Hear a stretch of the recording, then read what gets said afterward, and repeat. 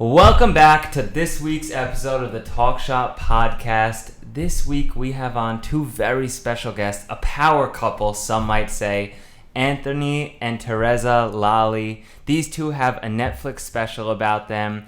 Beautiful journey of life together, two superstar kids, and I'm super excited to introduce them. They've been part of three major industries: real estate, media, and fitness. Both professionals, right? Professionals? Yes. Professional bodybuilders, but that's not how the journey began. I can't wait to kick off this podcast, and I hope you guys enjoy. Please introduce yourselves.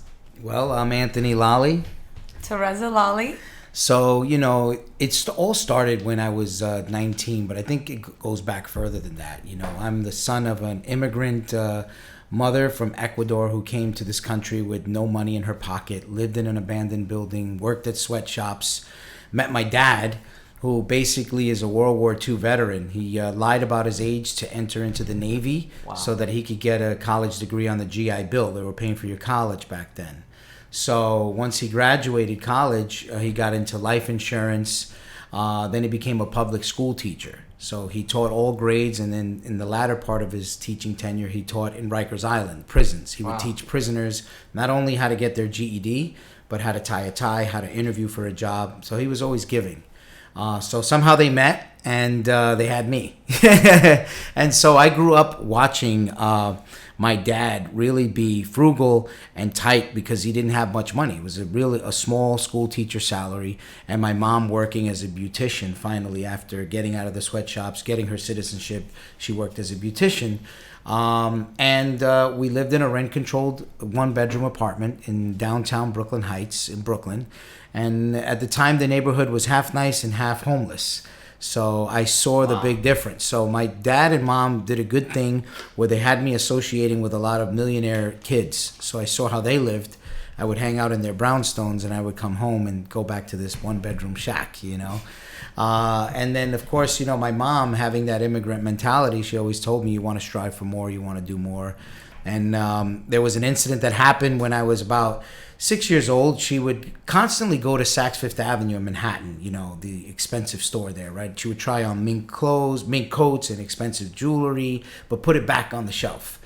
And she would look in front of the mirror and fantasize, Wow. And I didn't put two and two together, but She lives her fantasy yeah, now. yeah, she lives a fantasy now. What a shopaholic. I love So her. what ended up happening was in one of those trips, I saw a waterproof watch on one of those plastic displays, and I kept tugging at my mom's skirt saying, I want it. It was like $12 at the time. And she said no, and then with tears in her eyes, she said, we can't afford it. And I said, Mom, one day we're going to be so rich, I'm going to buy you a white limousine with a chauffeur and a white mansion, and you can go shopping and do whatever you want.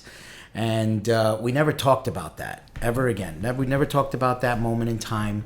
Fast forward, I got my real estate license at 19. I bought my first mixed-use property at 21. I bought my second property, which was a six-family building next to the Manhattan Bridge that went on fire. Basically, somebody died. It was like a candle fire. Wow. Somebody died in the building. Here I am. Second property. I went all in, I was leveraging credit cards, the whole 9 yards to make it work. And finally, I basically bootstrapped and brokered sales and rentals my way into fixing the problem, paying the workers and renovate. Because the insurance company didn't want to pay me. I went with a C-rated insurance company. Wow. Never again, obviously. But I'm dealing with the same thing right now. Yeah, so they didn't want to pay me. It took like a year. But by then, I've already built it off the sweat off my back. I got into rentals because that's how I was able to make like $5,000 a day in order to pay for supplies and the workers and all that kind of stuff. So I got the building back. I stabilized it. We actually threw a party. So your active income at this point was brokerage. At this point, you opened a brokerage. I opened the brokerage in a mixed use. I had some rents that came from above, which that building was a headache too. But when I first bought it, I had to do like 30% down, no doc loans with the situation back then. So I put a bunch of money into it. And it needed, renovations. It was like an add value type of thing. Yeah. And at the time, I didn't have any contractor relationships, construction relationships. I saw day laborers and I would pick them up. One guy seemed very capable. He was very snazzy. He had the tools. And he goes, listen, I need 50% of the money up front because I have to pay for supplies. I got to get my guys, this and that. So I gave him the 50%. He disappeared. Bastard. It was crazy. So I finally found another contract. I went back to the site looking for him. He was gone. Another guy said he would do it, and I could pay him after I actually stabilized the building.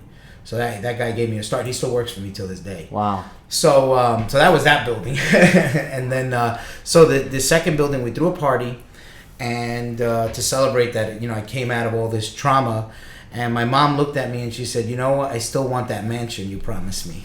So she remembered it the entire time from 6 years old till 21. And then that was it. It was full steam ahead from there. And is dad in the picture still at this point? My dad was still in the picture. Yeah, my dad was a retired school teacher.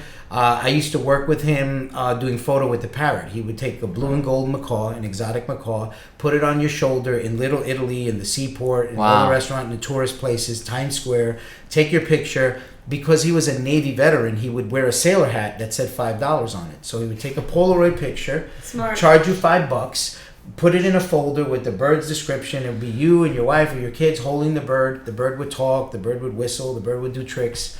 So he'd make something like $1,000, $2,000 a night. That's a true no excuse mentality. Exactly. Like your dad was hitting the streets, getting creative, making money, just making it happen. That's it. And guess who was by his side learning? Me. I was there by his 5 side. years old. And the good thing, for me, it was great because there was no curfew. Because he'd come home 3, 4 in the morning. And that was cool for me. This guy eating pasta in Italian restaurant all night, ice cream and Zeppelis. So I grew up in Little Italy and had a lot of friends. I would see John Gotti and all these other people, like all celebrities and sports figures coming out of their car. So there was a lot of motivation, seeing success all around me, even though we would go back home to a small 1-bedroom rent stabilized place. So that's kind of like my start, and from there things snowballed. When the first building that I bought at 21, I started my brokerage in it, and I called it, I remember it was a parking meter maid who named it because she was about to give me a ticket, and as an excuse I said, listen, I'm going to be a big real estate guy one day, don't give me a ticket, I need your opinion, I want to call my company Rapid Realty or Market Value Realty. And I said, which one it is, whatever it is, I'm going to name it. And she said, well, Rapid Realty sounds like it's already been in business and is established, so go with that. So she forgot about giving me the ticket.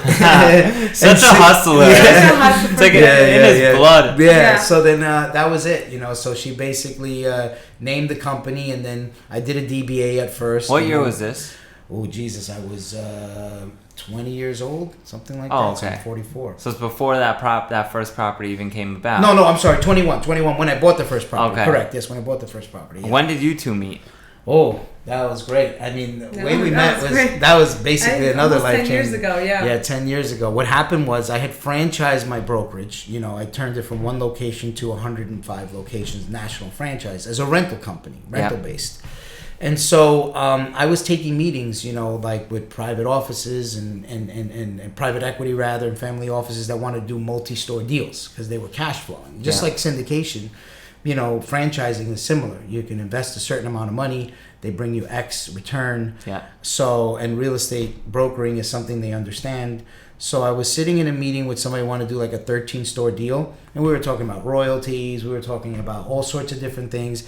It was at a cafe and in the Sheraton Hotel in Manhattan. And Tereza happened to be sitting at a table next to us, and she was in the entertainment industry. She had a rock band. I can tell you the backstory of that in a bit. But so she's over there interviewing people like Russians and Asian violinists and drummers and all these types of people. You were a musician? Yes. Yeah. Wow. Yeah, singer-songwriter. So no way. So he was eavesdropping on our conversation. And always. Tereza's a good networker. And always so eavesdropping. she always, has her ear out for opportunities. Since we said royalties and all that, she thought we were in the music industry. We had suits on and everybody looked important, right? It looked official. And so when the meeting was over, my friend was sitting next to me, and she asked him, she goes, hey, excuse me, by the way, are you guys in the music industry? I leaped over him. I said, yes, we are. We're in the music industry. So if we're not, we will be. Yeah. So then So she was like, well, I'm looking for a location to shoot my music video. This is my band. This is what Tereza said this to you. Tereza said this to me. At that time, I was gearing up to shoot my first music video. Yeah. So I was like location scouting, basically. Yep. And I was like, hey, this is what I'm looking to do. But that was also a way for me to connect with somebody who was potentially in record labels. I see. So that was like kind of my pitch line too.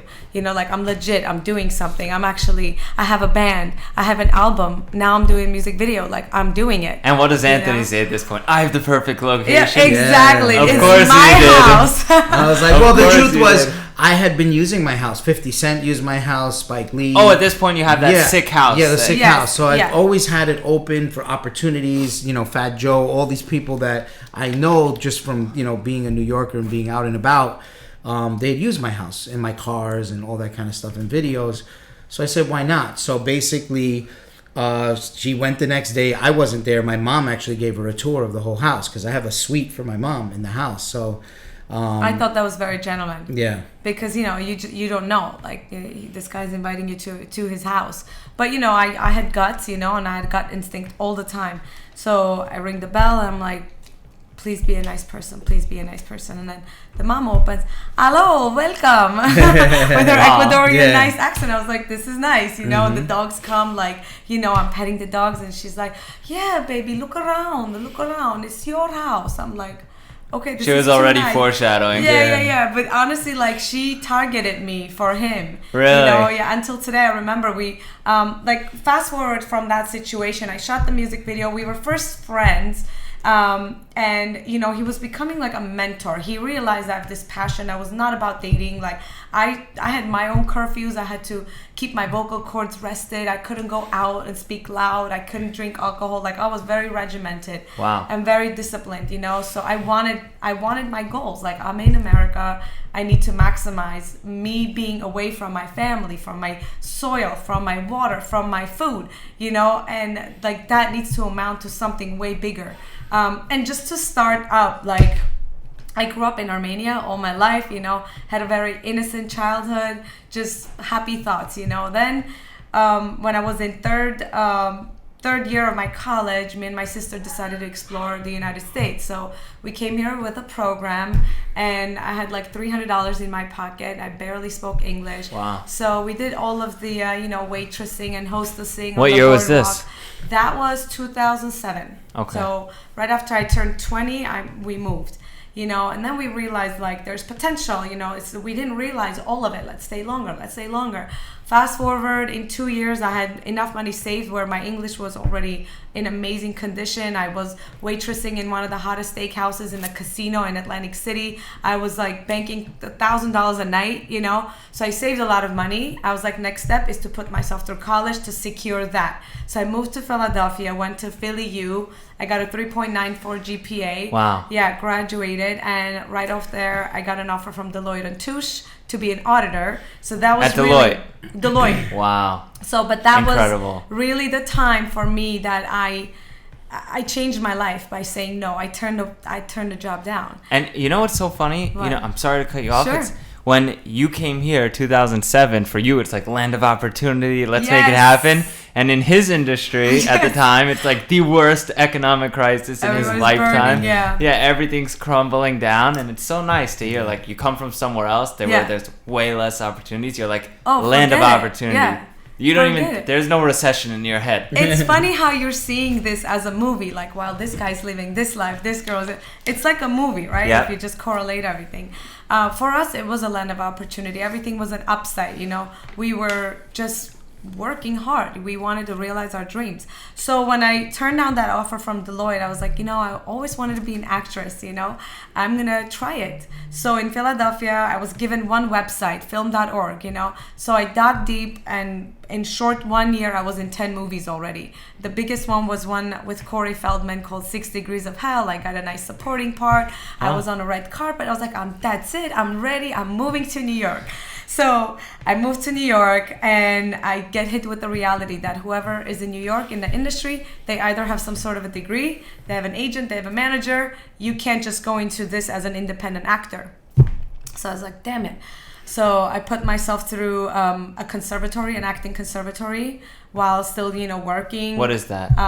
It's a qualification. So it's like a college, right? But it's a year and a half. You get coached by one of the top coaches in New York.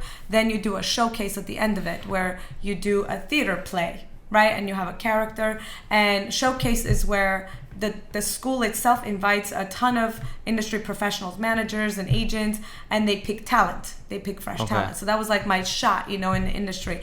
That actually never happened. I really never got signed in the acting because while I was doing the conservatory, I was like, this is almost like wasting time. I also like singing, so I'm gonna start recording. Found a producer, put a band together, started recording nonstop. And that's kind of when we met. And fast forward to the time where we met. Did you shoot the video in his house? I did. It's called Bombshell Cocaine. Yeah, we have. It's on YouTube. It's pretty cool. It's on YouTube. Yeah, Bombshell Cocaine. Bombshell Cocaine, baby. It was about women, how they're just like so hot and they're bombshells, but they're also addictive, right? So like there's this addiction going on towards women. Like you just look at it from this weird perspective from above, and you understand everything runs around a woman. Right? Like the family, the kids, the man. Like, if there's no woman, there's no family. In a way. I don't know, you guys. I hear right? that. Yeah. So then, I came up with that idea. I was like, plus it sounds controversial. Like it could get, go viral. You just think about these things when you're a songwriter. Did it go viral? No. Because he put a stop to it. Yeah, what happened was, it's funny because, we were platonic friends for a couple months. I was her mentor. We were friends. We'd meet up often. I didn't want to disrespect the friendship, so she had a concert she was singing on in Manhattan, an Armenian concert. I have an Armenian friend I do real estate with, happens to be a female, and Armenians are very loyal to each other. They're very cliquey. So I said, can you come with me? I don't know what to do with this girl. I think I'm in the friend zone and I don't want to why don't you feel her out, So then but he knew he had to respect me. I love this story. There's no games. So I brought her with me. They hit it off. So then there was an after party. I said, why don't you come? And, she normally doesn't like to party. Like she said, she's not really that type of person to go out and have drinks and all that kind of stuff. Waste of time. To me, it's a waste of time. So she said, okay, I'll go since, your friend is here. So my friend said, to her privately, she goes, Anthony likes you. She goes, yeah, I like him. He's a nice guy. She goes, no, he likes you.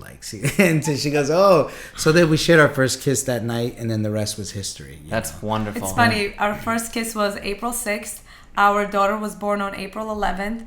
Our son was born April 6th, April 4th, and we're married on April 30th. Yeah. So April's your month. Happening in April. Yeah, crazy. Yeah. That's great. So and now you have 2 kids together.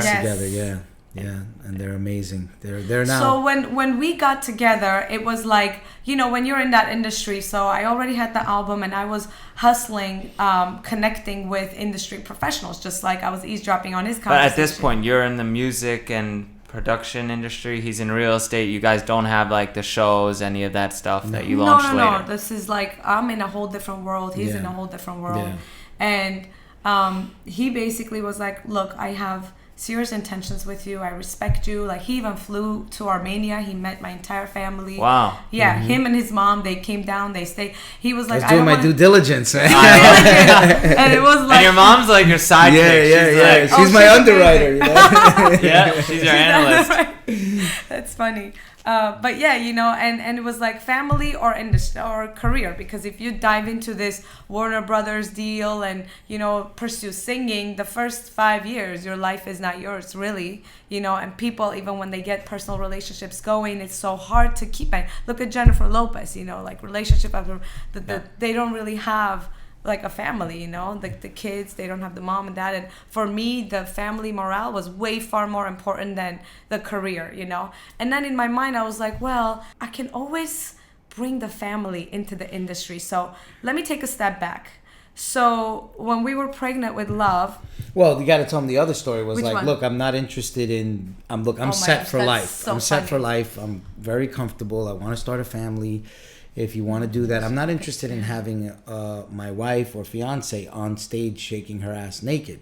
Fast forward 10 years later, she's on with a bikini, and I'm like, pop the glutes, show the glutes. You know what I mean? It's just so funny, how your mindset changes over time.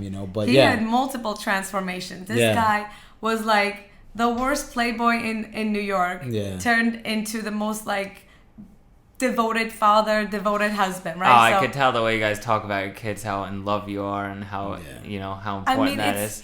It's so refreshing to be in love every day, when you wake up, and that just gives you purpose to live. Like, it's not empty. So we love loving each other. And if we run out of reasons, somehow me or him, we come up with something new that is like, oh my gosh, like I'm in love again.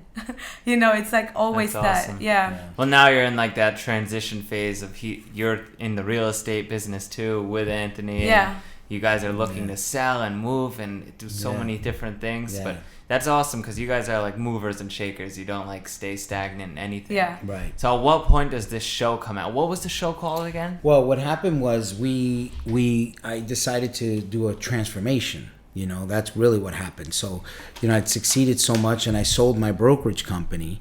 And, she was always on my back about losing weight, and we had interventions. My mom, I was going to the hospital for sleep apnea. I wasn't breathing right. And so she said, you sold the company. What's your excuse now? You always were like, I'm busy. I have meetings. I'm required to go to restaurants and whatever. So like, what's your excuse now? You're like retired. Why don't you just go to the gym?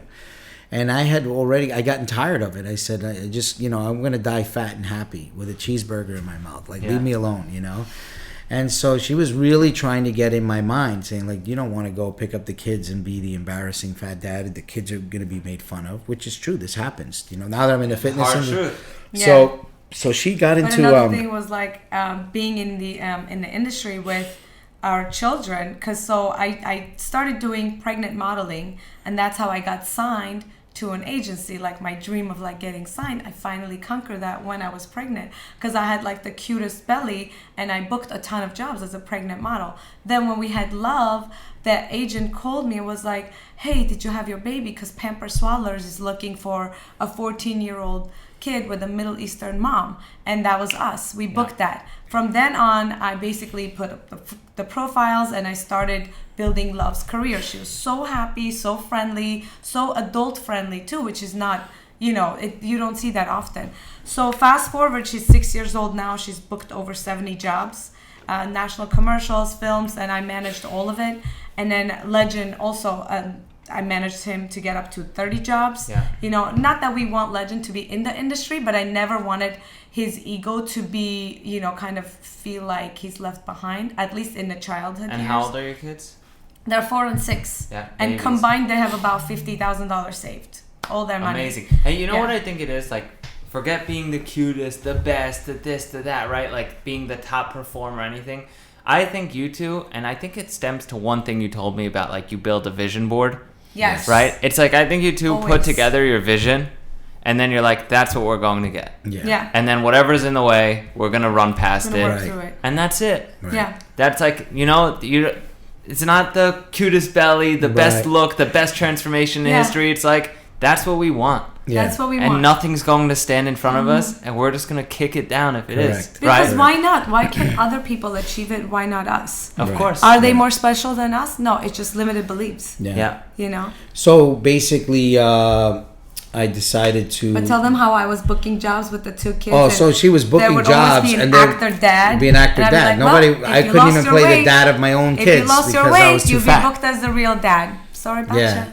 So I got under his skin. Forget it. So she was really on me, and it got to the point where we couldn't go to restaurants anymore because I was eating off the kids' menu, and the kids I was a bad influence on That the really children. what got me, because the tantrums started escalating, because here I am with avocado and cilantro, and the taste buds are so important in the first 3 years to not damage it with the salt and the sodium and all the sugar, but actually get them used to all the real things, like the strongest tasting things. You got to introduce them to the bitter stuff too, to the spicy ones, or to the the sour ones. I don't know any of this, so this is all like I'm enjoying learning. Oh really? While you're saying this, I became a professional parent because I took so many courses. We even hired a parenting coach who moved in with us for a week.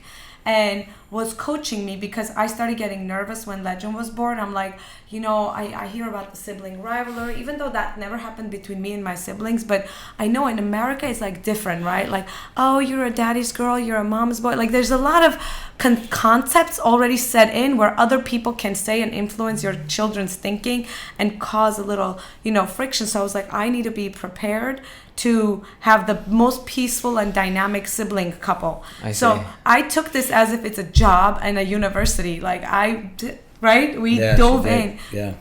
Every morning I would wake up and have like 30-minute pre-shift meeting with my audibles.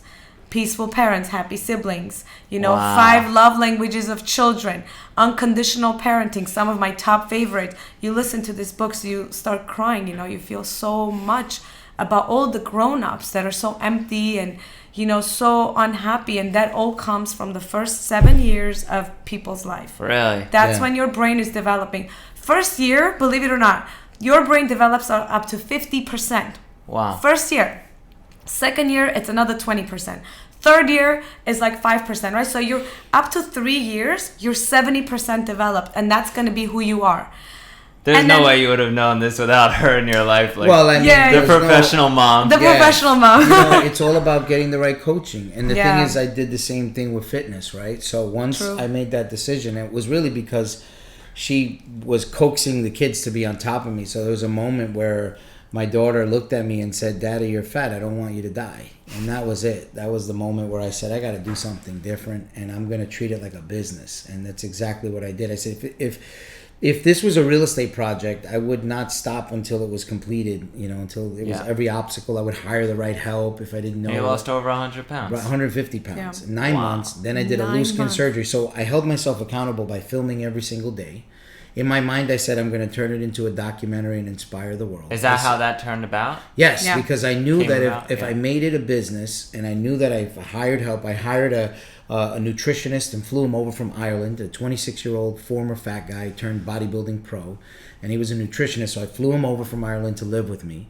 I remember doing a Zoom call with him, and he had a tattoo on his arm that said millionaire. I said, "Are you a millionaire?" He said, "No." I said, "Well, why don't you come and live with one, and I'll teach you how to do it on your own," And he said, "Okay, great." So he came, lived with me. Everything was measured from that point on. Cooked food. I went to the train 3 times a day. And then I filmed every single day and turned it into a documentary that's became one of the most watched fitness documentaries. And won 4 Best Documentary Awards. Yeah. So now we have another show, a docuseries show, because of the popularity of that. It launched us. We became like social media influencers where brands and products pay us to promote their products if it's in line with our beliefs. Yeah. Well, together you guys have like 2 million followers, right? Yeah. So then we have a YouTube channel. And we put up a lot of content there. And now we have a docuseries because, believe it or not, the audience that watch the documentary that write to me are mainly moms and females and dads with dad bods. So they really related to Tereza, because she played a big part in the documentary. And I guess now the second docuseries we're doing now is basically a part 2, and it's about her. So as I was getting fit, she was becoming frail. So she put all of her energy into transforming me while she's becoming frail, nursing 2 children, under stress of being a mom. So I nursed each kid till 3.5 years old for the brain development. Well, I think Tereza is so much cooler now than before by hiring a parent coach. Oh, yeah. You can't get more legit than that. Yeah, Tereza's like, I'm going to be the best parent. That's it. Yeah. That's it. And this is how because you I'm only gonna have do one chance. Your child is only going to have that first period of brain development only once. Then they're gonna be who that's gonna be for the rest of their life. If you were in real estate, I would be scared of you. Well, that's I am. She is. So like if you start, before being a parent, I would be like scared of Tereza. She's like an animal. Oh my gosh. Everything she does, she's a beast. So when she said I want to get into fitness, I wasn't sure if she was really going to do it because it's a big commitment, and so. She joined the gym for a week. She was coming every day. He gave me such hard time. She was writing down the program. She was looking at YouTube videos how to do the workout. Again, like I took this as a college course almost, and I was like, I'm still doing it. A month later, I'm like, changing my body, doing heavier weights. It's like, fine, I'll coach you. Yeah. And then pandemic hit. that was the best thing because we built a gym in the basement of the house. So I was able to homeschool both kids through all of pandemic and train. And that helped us achieve my body goals. Yeah. Wow. So I trained her myself like as if she was like 300 something pounds. And the transformation style training helped her build muscle and actually become a 2-time bikini pro. We traveled and competed together all over the world and competed in every single federation, which is something that nobody really does. And normally a person competes once, maybe twice a year. So any more competitions on the horizon, or is that behind you guys? Really. It's behind us for now. Yeah. Right now we're really focused on new markets and doing new things. You know, we're focused on the media end. We have the docuseries coming out. We have another documentary coming out. I've helped another gentleman who was 480 pounds. He lost a bunch of weight, and we're documenting his thing.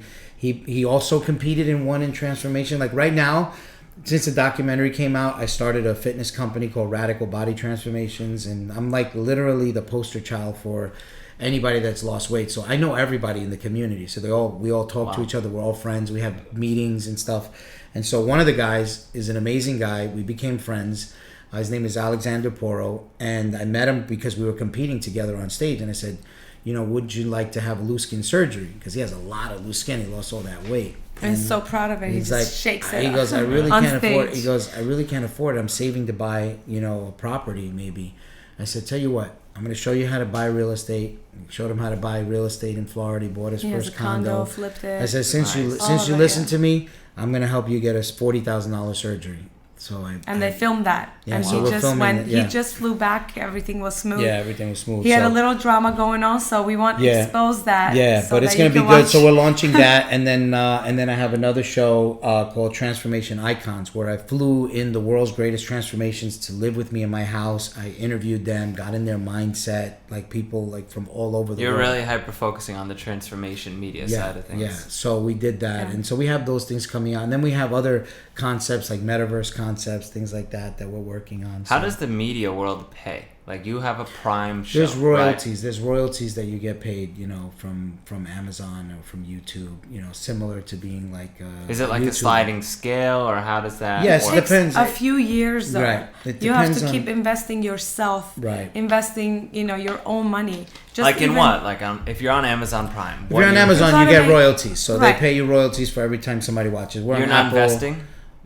You're not investing. No. No. It depends on the deal you want, right? If you want total, it's like a record deal, right? If you own your own masters, you know. In this case, we own our own masters. We own our own content. We own our persona. Right. So like depending, we got to put up the money. We put up our own money to film it, to edit it, to do pitch decks, to try to find somebody who's going to put it up, then to pay for it, to be up on it. Oh, you have to pay a publisher to get to Amazon. Yeah, you got to pay in between. And then person. you know, like, and then we've translated into 52 languages. Yeah. You know, just putting it in the film festivals, 88 film festivals. How much does that cost? That was like $20,000. Yeah. Okay. You know, just for the chance to win, and out of the 88, we won 4. Okay. You know what I mean? And we got nominated 7 times. Which gives you credibility. It gives you credibility. It also builds relationships. We actually met a lot of filmmakers going to the film festivals, and so. Can people get rich off these shows?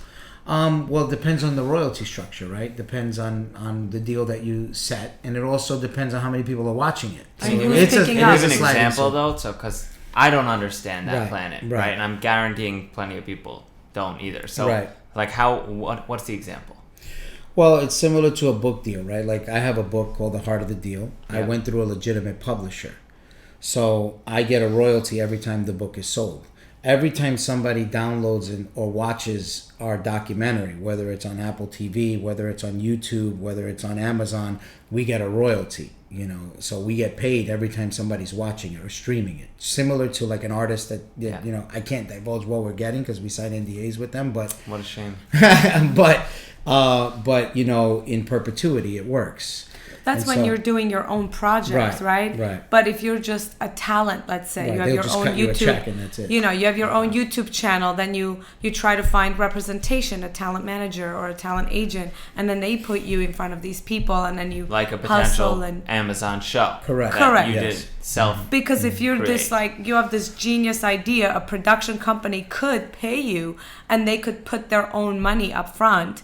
make the show, and then you end up like not putting anything except for your talent and time and experience. What would it run to create a show? Like if I have a content team of it 3 depends. people, Could be 150 Such a grand, big variety, and then you know you may not get picked up. You understand? You can invest. they'll deny you. Yeah, Amazon. they may not want it. Yeah, they may not want it. So it's a real risk, you know. And so sometimes the smarter route, if you don't want to risk your money, is to go with a production company and have a pitch deck and say, here's my show that costs concept. money to make pitch deck. Yeah. And then you got to find the right production company that's going to say, you know what, I believe in this. Let me talk to the network and see if they're interested. And then if the network is interested, then they will invest the money in actually putting together a sizzle reel. Sizzle reels can cost anywhere between $20,000 to $50,000. That's a 3-minute show concept thing. A sizzle reel? A sizzle reel. So basically, it's like what like is a this? it's a trailer. Okay. A trailer to what your About show, you. about your show. About the show. Oh, about the show. The arc of the show. How Right. would it start? How Right. would it escalate? How would it end? Who's making this for you? Well, either the production company or Or you. Yeah. So, Got it. So you have to know, come so up with then creative that ideas. My Yes. content team can make that in 3 seconds. You know? correct. Yeah. Right. I mean, with a lot of creative thought. And Right, everything. right. But then again, it's still a gamble. They could look at it and not like it. course. That's what it boils down to. You Yeah. know? But once you're locked in, then and you're doing well, and the viewership is there, you have more credibility. Then they'll take more risk with whatever shows that you want. What So a challenging space. You know, it's like you have to. You have to really know it inside out. Yeah. Well, for like everyday working people, that's a challenge. You know, It like is. when you're doing really well, you can Yeah. roll the dice with these things. Correct. Like I have a content team. For me, this would be a walk in the park. Right. You know, 3 Right. people, they're already on salary. It would just be diverting them to Yes. the new task. They're all Right. incredible. So yeah, Yes. that's really I interesting. had a for show. I had a average real people, estate it's show not that got easy greenlit. to- We got signed when I had my real estate company. I had a show called Commission Queens, because most of the people that own First of all, that's a brilliant name. I know, right? Like, what are with all these great I names? know. Rapid So- Realty Commission Queens. Yeah, so Radical body basically, transformation. I had mostly women working in my company, and so they were the sharks. They were the ones getting high commissions. The high Terezas fees. of the world. Yeah, and so funny. I did a show basically where it was all about how the women are interacting with each other and closing deals and getting landlords to lower prices or pay broker fees and stuff like that. So it was a really good show concept. It got picked up, and it was supposed to be on I forget the network it was. I think it was like USA or something. And then all the people that worked at the actual production company, they all got poached to work at different companies. Like, they did so well. They were such a great dream team that one guy became a president of his own company, and the other guy, and so we got shelved because we were already signed to that production company that didn't really have a replacement. So at that time, things like that happen things too. like that happen too. Every you know. day. So, By the way, only like creme de la creme de la creme, and really, I don't want to say luck, but it's got to be experience, time, and opportunity, and knowledge, and preparedness. All and it's got to have staying Connections power also. too, and connections too. Obviously, Yeah, yes, yeah. It's connections. also, I always say, it's what you know, who you know, and then the third thing that people knows don't know you? is who knows you. Yeah. You understand? So one of the Grant things Cardone that says that all the right. time. So one of the Oh, things yeah? I that didn't- that being like a public figure or in the media space, it allows us the doors to open. There isn't a place that we don't go to that somebody doesn't know me from my real estate background or watching the documentary. Yeah. I mean, I and he's was so recognizable. Yeah. You can't miss this face. yeah. Yeah. So And then the body, the muscles, Yeah. the demeanor. Nobody recognizes me because I changed my hair color, makeup, no makeup. Flip flops or high heels. It's a whole different person. I So see. I don't get that. I'm like an Yeah. undercover, which is good. So like, look, I get so many other, Hollywood producers that watch the documentary, and they reach out to us. I want to do this show with you. I want to do that show with you. Or will you pitch this product? Will you pitch that product? That kind of thing. They know DM what? me all the time. Really? You know what's so funny about this too is like the way it looks, like building a media career looks easy. Because it's like you're just in front of the camera. But when you hear it, and you hear the challenges, the stories, the money at risk, the time, all the things that go in between, obviously, like anything else that's difficult in life, it's extremely challenging. Sure. So when people see like the real estate business, it's like, wow, that was insane. Everybody, I don't know if you guys know, but today we have the most amount of self-employed people in America. Oh, well, I didn't Like know. we're at the highest rate of wow. self-employed people ever in the history of this country right now. So I there's believe it. so Yeah. many less 9-to-5ers than Yeah. ever before Yeah. recorded. That's about to change. Yeah. Right? I feel like people are promoting, like, don't be an entrepreneur anymore. Well, we had a Patrick Pat-David is like all about that. I love Patrick. Yeah, he's Armenian. Like, is he really? Yeah. Guy's brilliant. Yeah, I love him. But like, we just went on such a bull run, so everyone became entrepreneurs, which is fantastic to those that were successful. Yep. So the real estate business, it's like, wow, what a challenge to get there and everything. And now it's like the media side is also extremely challenging, but people that just watch the show will never realize that. Yeah. You know, like I'm sitting here learning from you guys about that world, and it's our third time talking about it. I'm like, holy shit, you know, that's a lot. So there's all these challenges to even get in, right? Then when you're in, let's say, right, there's the challenge of keeping it up. Yeah. You know? Like, even Grant had his own reality show many years ago, based on his brokerage. And really? Yeah, I didn't know that. Yeah.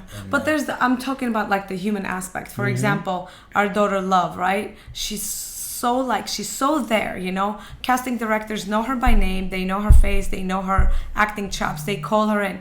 HBO series regular, we want Love. They won't even audition her sometimes. They call her straight for the Zoom callback. After COVID, it's more like all, you know, over Zoom, which is great because we don't have to drive to auditions, take off from school. So it's the big actors and actresses, like they have to audition still. They still have to audition. audition. Angelina Jolie still has to audition. No way. She could get beat. Yeah. I mean, there's some projects that a director or they wrote for that a writer person, writes for this specific actor to act this, and then, you know, obviously they own it. But like Love gets so many callback after callback and is put on hold, which is like your second best, and then she gets beat by somebody who they know, like this is somebody so-and-so's child, you know, celebrities' kids. So, yeah, I see. So that's who beats her right now. And then the fact that, you know, people looking on our Instagram, they're like, oh my gosh, she made it. But the fact that she needs to still keep it up. I mean, how many auditions did we do in total? I've done at least 400 auditions, 400 auditions combined. for her, yeah. And that I have to read the instructions exactly. It must be horizontal, can't be vertical. You must label all your videos, which you can't do on your cell phone. So you must run home. If you're anywhere else, label it, submit it before the 4 p.m., you know, end time, submission time. You have to edit your video. You have to have this eye of picking the best scenes. What if your daughter's a natural talent and you don't really pick the best parts of her acting, and then her audition goes to waste? You decide. It's so much on me right now. Yeah. I became, when COVID started, I became an overnight videographer, editor, director. You know, it's a lot on the momagers these days. Love has to memorize lines, so she has to not only memorize the lines that they want her to do in the audition, but also add the emotion to it. And I have to memorize all the other lines too. Is she homeschooled? She was until until kindergarten, and then we wanted her to have the like the public school experience, because we want her to know what it is. Yeah. Because she started demanding. She's like, I wish I could go to school like this one. I want to do homework. I want to be normal. You know. Yeah. I'm like, oh my and gosh. She's an actress, so go. the drama like, is. Go. And then like right away, a month later, she's like, I don't want this anymore. Yeah, I'm like, well, too late, buddy. You gotta stick it out to the end. Get me a set teacher. Like, yeah, you know? she goes like, I want a set teacher, and I want this, and I want that. I'm like, when we start something, we complete it. So you're in it, might as well make the best out of it. So she did. She got straight hundreds on every single math test. She realized that she has this huge math potential, and she loves numbers. So it's also like a confidence boost, where she kind of excelled in her kindergarten class, and she was top of the class. I was like, see, it wasn't so bad. Yeah. Yeah.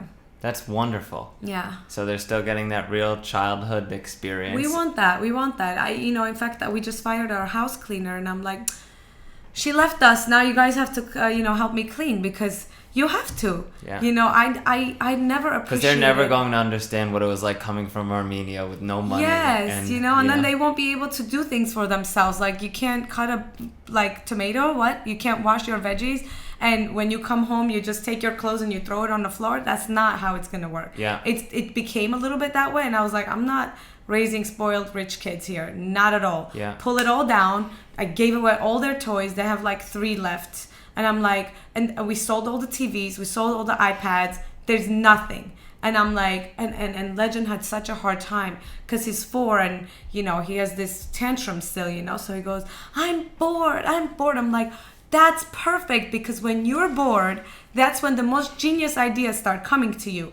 You need to battle this sadness and upsetness in you, that you feel this emptiness of being bombarded with things, with toys, with, electronics or whatever. And you need to start creating, So, and also I started... What a wonderful way to put it. Yeah. It's on the money. And That's I also the way to started, raise kids. I started putting some stories, some conscious parenting stories on YouTube. But so Legend would fight with me, like, I want to see it. Like, they don't understand. If they don't see it, then it's not real. I'm like, but guess what? You're seeing it in your head. Try to see it in your head. So now he comes to me, he's like, Mommy, I just saw this cartoon in my head. So there's this kind dinosaur. He's becoming a creator, He's writing stories in his head. I'm like, that's what I want. I want your brain to connect with your imagination. Yeah. Because that's how I feel like my visualization power comes. I lay there, I close my eyes, and it's a metaverse. I call that my brainiverse. I swear to God, I literally feel feelings as if it's real. When I wanted to win this pro card so bad, I was like, I'm going to do 6 competitions, and that's going to be the last time I'm going to step on stage. I'm just having this one run for the docuseries, because we felt like there was a huge... And you did. That's exactly what I you got 2 pro cards.